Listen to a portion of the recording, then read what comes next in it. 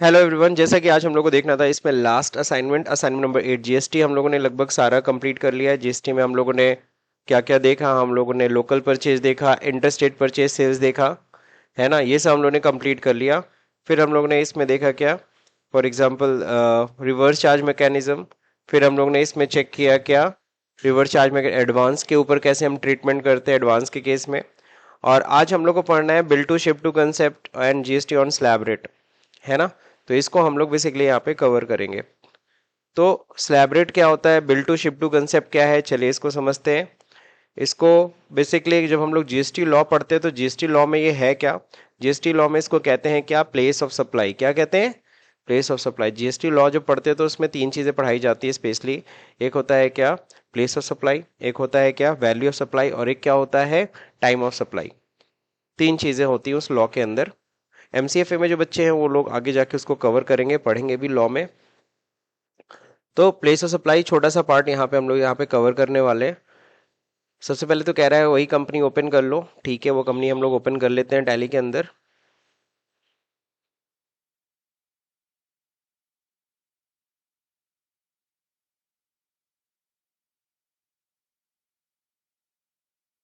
Clear. अब हम लोग बात कर रहे हैं क्या, 2 अगस्त 2022 को गुड्स सोल्ड टू आरकेडी के regular dealer of UP, but he gives the direction to send the entire goods to Neel Gagan Corporation, dealer of Arunachal Pradesh. ध्यान रहे, सामान हम बेच रहे हैं किसको, आरकेडीके को, जो कि कहाँ का है, यूपी का। बट वो कह रहा है हमसे, वो हमको डायरेक्शन दे रहा है कि सामान कहाँ पहुंचा दो, नीलगगन कॉर्पोरेशन के पास, जो कि अरुणाचल में है। समझ रहे, वो सामान अपने पास नहीं ले रहा, सीधे अपने कस्टमर के पास भिजवा रहा है। तो ऐसे बहुत सारे ट्रांजेक्शन्स होते हैं जहाँ पे इस तरह की चीज़ें हो रही हैं। तो यहाँ पे देखो, है कि हम जब बिल बनाएंगे तो बिल किसके नाम पे बनाएंगे, बिल बिल तो हम बनाएंगे आरकेडीके के नाम पे, बिल टू उसी के नाम पे होगा, लेकिन शिपिंग कहाँ हो रही है।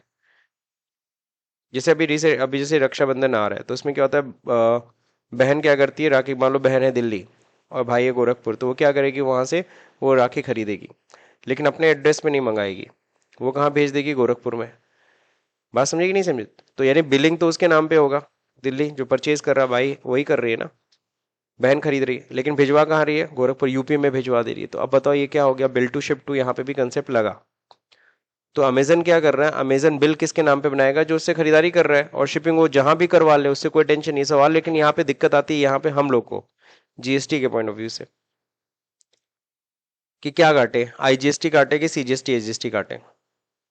बात समझे, हम भी यूपी के हैं, जो खरीद रहा है वो भी यूपी का है, तो कायदे से तो सीजीएसटी एसजीएसटी लगना चाहिए। लेकिन सामान जहां कहाँ आ रहा है, दूसरे स्टेट में जा रहा है, अरुणाचल प्रदेश। अब यहाँ कंफ्यूज हो गए कि यहाँ पे आईजीएसटी लगना चाहिए कि क्या लगना चाहिए। तो यहाँ पे ध्यान रहे, यहाँ पे मेनली हम लोग को ध्यान रखना है कि बेसिकली बिलिंग किसके नाम पे हो रही है, वो यूपी का ही है। तो हमको सीधे सीधे क्या करना है, सीजीएसटी एजीएसटी चार्ज करना है। यानी प्लेस ऑफ सप्लाई यूपी ही है, प्लेस ऑफ सप्लाई क्या है, यूपी है।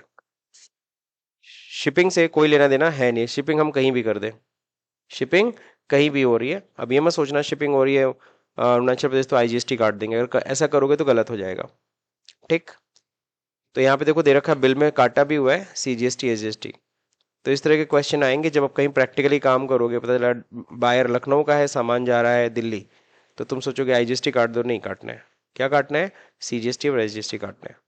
तो चलिए इसको करते हैं हम लोग, कैसे ये होगा टैली के अंदर।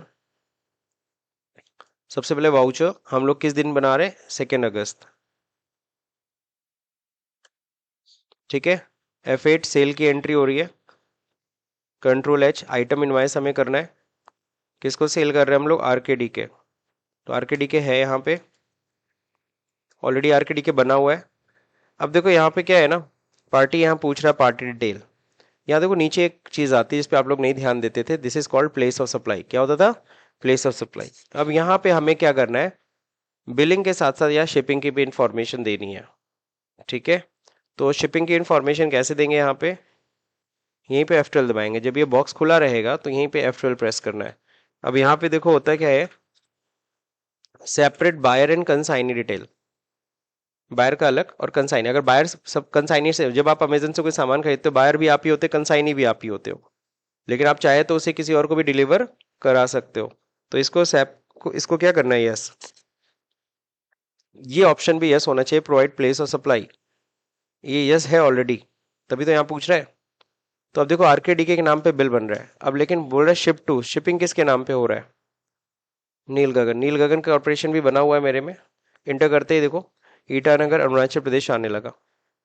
अब यहाँ पे डिपेंड करता है यहाँ पे क्या पकड़ाओगे तुम। अगर तुमने यहाँ पे उत्तर प्रदेश पकड़ा है, बाय डिफॉल्ट तो उत्तर प्रदेश ले रहा है, बिकॉज वो बिल के नाम पे ही समझ रहा है। लेकिन अगर सपोज करो यहाँ पे क्या करना तुमको, अगर Arunachal Pradesh place of supply set करना होता, आईजीएसटी चार्ज करना होता, तो तुम अरुणाचल प्रदेश यहाँ पे सेलेक्ट कर लेते। तो प्लेस ऑफ सप्लाई डिटरमाइन करेगा कि सीजीएसटी एजीएसटी कटेगा कि आईजीएसटी कटेगा। कौन डिटरमाइन करेगा? Place of supply. तो हमें कंसेप्ट क्लियर है कि खरीदार कौन है? खरीदार तो आरकेडी के है, सामान वो कहीं भी डायरेक्शन दे। तो जो डायरेक्शन देता है ना, हम लोग प्लेस ऑफ सप्लाई में पढ़ते, लॉ में यही पढ़ते, जो डायरेक्शन दे रहा है उसी को हम प्लेस ऑफ सप्लाई मानते हैं। जो डायरेक्शन दे रहा है, कहाँ जा रहा है उससे नहीं मतलब है, डायरेक्शन देने वाला कहाँ बैठा है। डायरेक्शन देने वाला कहाँ बैठा है? यूपी में। तो प्लेस ऑफ सप्लाई भी क्या हो गई? यूपी। अब यहाँ पे सेल्स ठीक है, क्या आइटम बिक रहा है? इप्सन 380। क्लियर? कितनी क्वांटिटी है? 10 क्वांटिटी है 14,000 में। तो 10 क्वांटिटी 14,000 की रेट से हम लोग सेल कर रहे हैं। ठीक है, नीचे लगेगा आउटपुट सीजीएसटी, आउटपुट एसजीएसटी। कहीं कोई दिक्कत नहीं ना? आराम से हो गया। ईवे बिल की डिटेल दिया हुआ है क्वेश्चन में, 9828 945 947 928।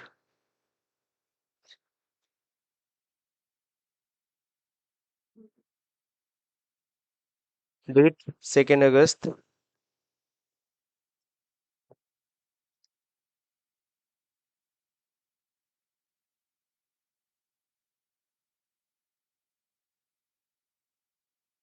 कहाँ पे? लखनऊ है? कहाँ पे है जी?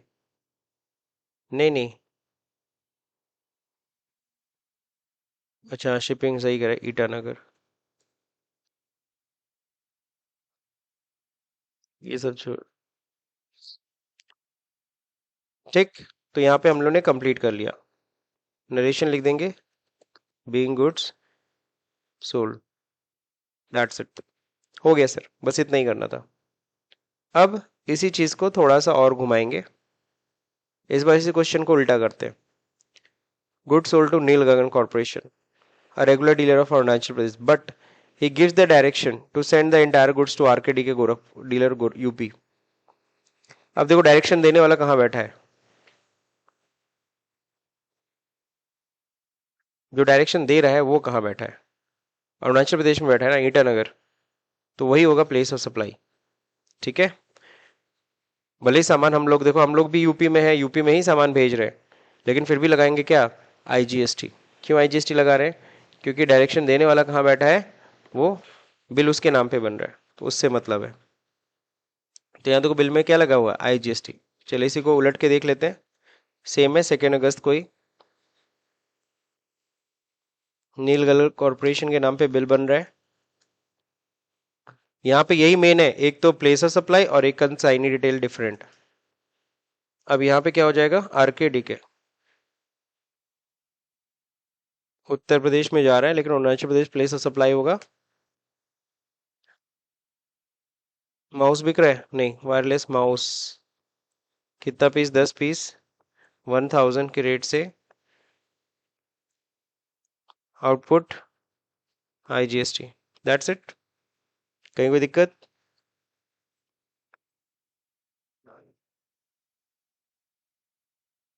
Being good sold. E-way bill detail नहीं मांगा क्योंकि वैल्यू क्या थी? 50,000 से कम। अब आते हैं इसके ऊपर। कुछ ऐसे गुड्स होते हैं जीएसटी के अंदर जिसपे स्लैब रेट लगता है, या हो सकता है कल को कोई और भी प्रोडक्ट हो जिसको स्लैब रेट में कवर कर ले। अब स्लैब रेट में देखो यहाँ पे क्या कह रहा है, purchase of sport shoe from Campus shoe. अब शूज की बात कर रहे हैं, तो शूज के ऊपर जीएसटी का रेट एक बार चेक करते हैं। जीएसटी रेट ऑन शूज, ठीक है ना?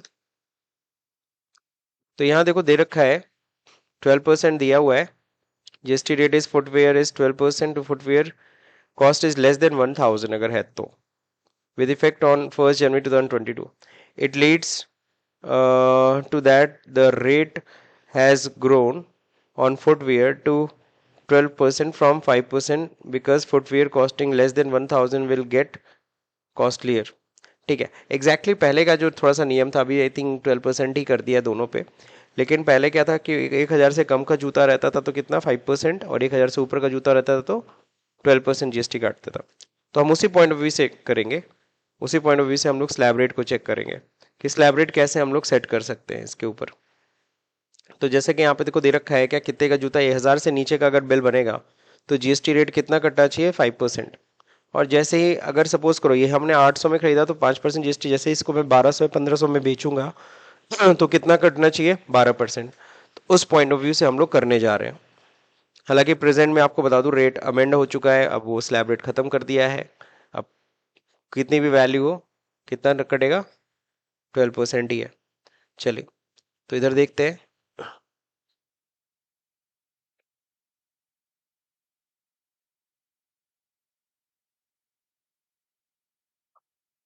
तो हमें क्या करना है, आइटम क्रिएट करना है, ठीक है।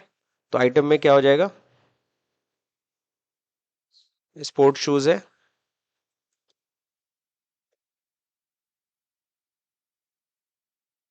201 सपोज मॉडल नंबर, हर चीज का पता ही मॉडल नंबर होता है। तो यहाँ पे हमने डाल दिया अंडर क्या होगा, शूज बना दिया, पीसेज हो गया। अब यहाँ पे पेयर लिखा है क्या, हाँ मतलब अब पीस में डाल दिया, क्या दिक्कत है जाने। अब क्या करना है यहाँ पे, एप्लीकेबल, यहाँ पे स्पेसिफाइड हियर एचएसएन कोड दिया हुआ है, मेंशन है 64021 9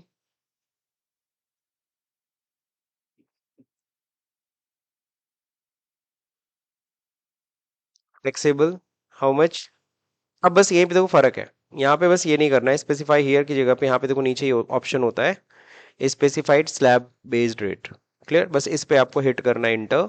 आपको बताना है 1000 रुपए तक टैक्सेबल होगा कितना, 5%। और 1000 से ऊपर होगा तो टैक्सेबल होगा, 1000 से ऊपर चाहे जितना हो, 12%। बस यही तरीका होता है, यही एक नई चीज है जो आपको बतानी थी। तो ये हो गया गुड्स है, दैट्स इट। अब इतना ही बस करने पे बस सारा टैक्स का रेट जो है वो प्राइस वाइज वो चार्ज कर लेगा। तो पहले तो हमें परचेज करना है, हम लोग कहाँ से परचेज कर रहे हैं, कैंपस शूज से परचेज परचेज कर रहे हैं। तो चलिए परचेज कर लेते हैं, F9 invoice number, this one CS campus shoes 1255/2223, 2 अगस्त है, ओके। पार्टी नेम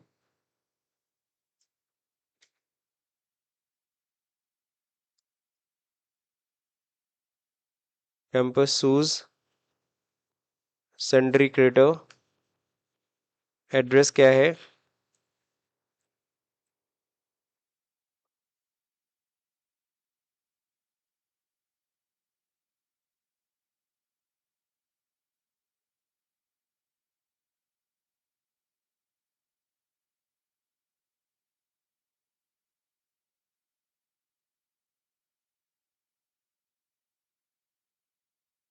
कहाँ पे, दिल्ली।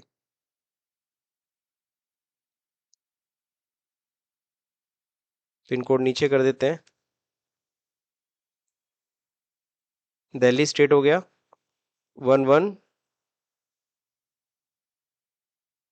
मोबाइल नंबर दिया है, कांटेक्ट डिटेल्स भी दिया हुआ है, चलिए यस करिए।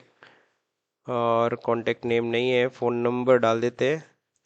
फ़ोन नंबर यहाँ पे 01143272500, चलिए।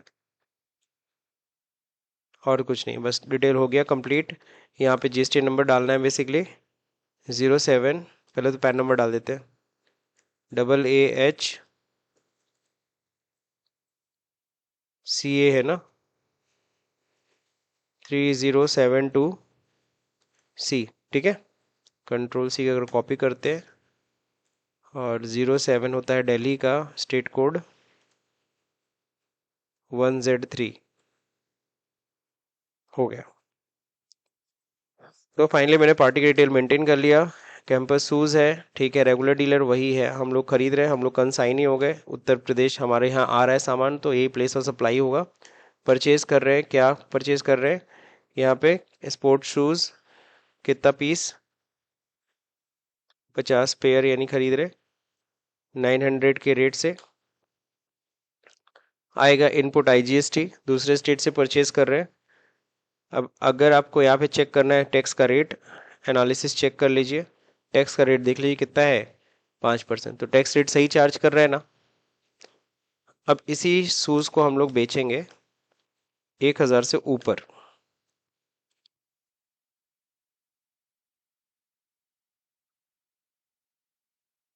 तो चलिए सेल करने चलते हैं।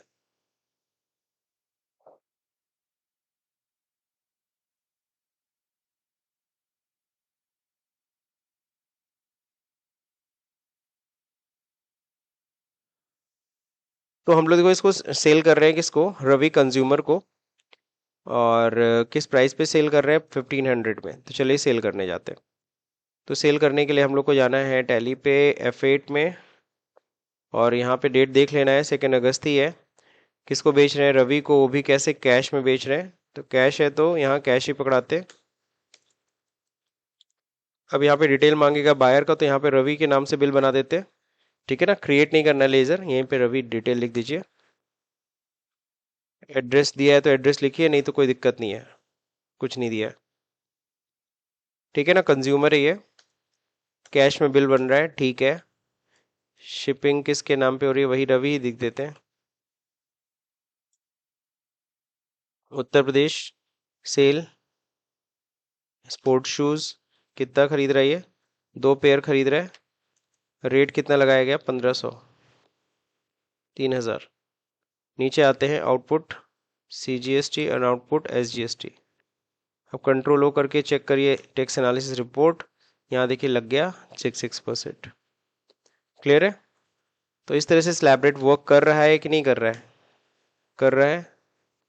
तो इस तरह से हम लोग एंट्रीज कर सकते हैं। पेज अप करिए, प्रिंट करके, प्रिंट प्रीव्यू करके देखिए, प्रिंट प्रीव्यू सही आ रही है। देखिए रवि के नाम पे बिल बना है, हालांकि कैश है, लेजर कैश का इफेक्ट हो रहा है, लेकिन होता है ना बिल पे उसका नाम आना चाहिए, तो बिल पे उसका नाम भी आ रहा है, तो ये होना चाहिए। तो ये था bill to ship to concept. कई बार ऐसा भी होगा, जैसे पढ़ते हैं उसमें मशीन मशीन इंस्टॉलेशन के केस में, कि खरीदार कहीं भी बैठा हो, बट इंस्टॉलेशन जहां होगा उसे प्लेस ऑफ सप्लाई है कहेंगे। तो उस केस में देखो प्लेस ऑफ सप्लाई आपको मिल गया वो ऑप्शन, वहां पे जो भी प्लेस ऑफ सप्लाई सेट करोगे उसी के अकॉर्डिंगली वो IGST CGST SGST काटेगा, है ना। सेम स्टेट रहेगा तो अपना CGST SGST, दूसरा स्टेट सेट कर दोगे तो IGST। तो प्लेस ऑफ सप्लाई में से पढ़ते हैं हम लोग। नेक्स्ट कह रहा है, चलो ठीक है, नेट प्रॉफिट एक बार चेक कर लेते हैं अकॉर्डिंग टू दिस। तो 127317.19 आ रहा है। ओके, डेसिमल पोर्शन नहीं बताया इन्होंने। बाकी बैलेंस शीट का टोटल देख लेते हैं। 58,99837.19, ठीक है ना, 837 है ना। यहाँ कितना आ रहा है? 58,99657।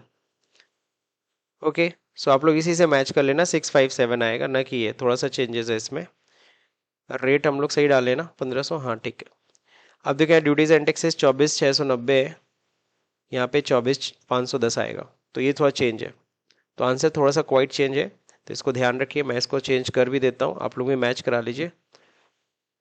510, और नीचे यहाँ पे आना चाहिए 58,99657.19।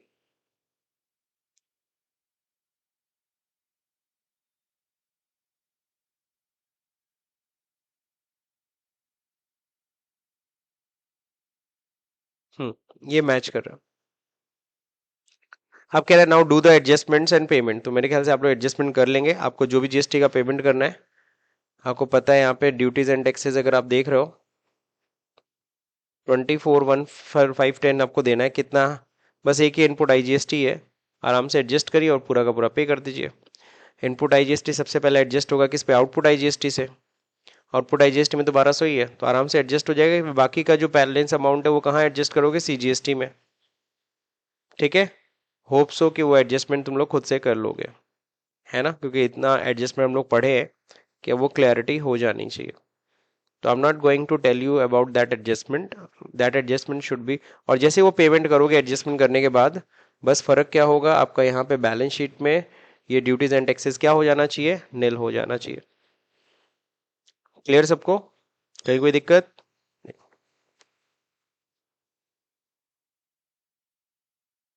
सो यहाँ पे हम लोग का जीएसटी का पार्ट खत्म होता है। अब जीएसटी का पार्ट देखो, दैट मीन्स खत्म होने का क्या मतलब है, जीएसटी का पार्ट खत्म होने का मतलब है जो हम लोग पूरा फोकस दे रहे थे जीएसटी पे, है ना, कि भी हमें जीएसटी सही से कैलकुलेट करनी है। अब आगे के जो क्वेश्चंस होंगे, जैसे कि अगला जो पार्ट हम लोग का स्टार्ट होगा टीडीएस, वहां पे हम लोग टीडीएस पे फोकस करेंगे। जैसे जीएसटी हम लोग को पता है इनडायरेक्ट टैक्स था, टीडीएस क्या है, that is a direct tax का पार्ट, इनकम टैक्स, है ना, तो वो टीडीएस कवर करेंगे। अगला हम लोग का वही असाइनमेंट स्टार्ट होगा। उसके बाद पेरोल होगा नेक्स्ट, उसके बाद हमें क्या पढ़ना है, पेरोल, जहाँ पे हम लोग एम्प्लॉय की सैलरी का हिसाब किताब मेंटेन करेंगे। और उसके बाद भी कुछ असाइनमेंट्स हैं, just like manufacturing, BOM, bills of material. और अब आगे के जितने असाइनमेंट्स होंगे सभी में हमें जीएसटी देखने को मिलेगा। क्या देखने को मिलेगा, जीएसटी। तो अब मुझे वहां पे नहीं सेपरेटली आपको बताना है कि जीएसटी कैसे ट्रीटमेंट करना है, बिकॉज जीएसटी का ट्रीटमेंट कैसे करना है वो लगभग आपको समझ में आ गया। और एक और लास्ट बात बता दे रहा हूँ, अब ये कंप्लीट कर दिया तो कल है सैटरडे, यानी कल क्या करिएगा, एक नई कंपनी क्रिएट करिएगा। क्या करिएगा, एक नई कंपनी। और आप लोग को मैं समय दे रहा हूँ कितने दिन का, 2 दिन का, यानी कल सैटरडे और मंडे, 2 दिन आप 2-2 घंटा लगाइए, टोटल मिला के 4 घंटे के अंदर ये पूरा असाइनमेंट A to Z जो जीएसटी वाला है, यानी कि 12 से लेकर के, 12 से था ना, 12 to 18 ये करके दिखाइए पूरा। समझ रहे, विदाउट एनी हेल्प। हाँ, एक दूसरे की हेल्प आप लोग कर सकते हो, कोई इशू नहीं है। आप लोग एक दूसरे की हेल्प करो, उससे क्या होगा, आप लोग का थोड़ा सा जो कंसेप्ट है वो थोड़ा क्लियर होगा, जो डाउट है वो थोड़ा क्लियर होगा। ठीक, समझ रहे हैं कि नहीं समझ रहे। तो 2 दिन का आपको प्रोजेक्ट दे रहा हूँ। आज जो भी क्वेश्चन पूछना है आज मेरे से पूछ लीजिए, मैं बता दे रहा हूँ। ठीक है ना, किसी का आंसर नहीं मैच कर रहा तो वो भी मैं मैच करा दे रहा हूँ। So thank you. Next topic क्या रहेगा, टीडीएस।